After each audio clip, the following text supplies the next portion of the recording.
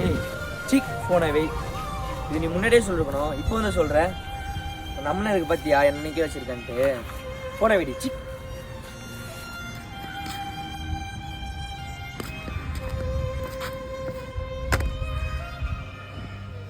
என்னடா எதுக்கு கத்திட்டு இருக்க? ஒரே டென்ஷனாக இருக்கு மச்சான்.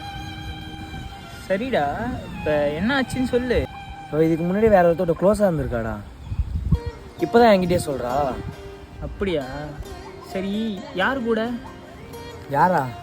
இதுக்கு முன்னாடி லவ் பண்ணானே அந்த நாய் கூட தான்.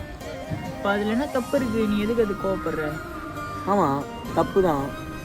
அவளை எப்படி நான் நம்பி மேரேஜ் பண்ணுறது? டேய், எல்லாருக்கும் எல்லார் லைஃப்லையும் லவ்ன்ற ஒரு விஷயம் இருக்கும், சரியா?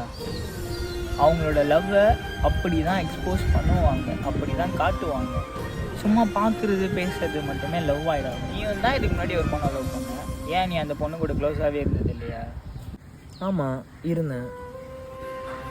பாரு, நீ இருந்தால் கரெக்டு, அதுவே அந்த பொண்ணு இருந்தால் தப்பு.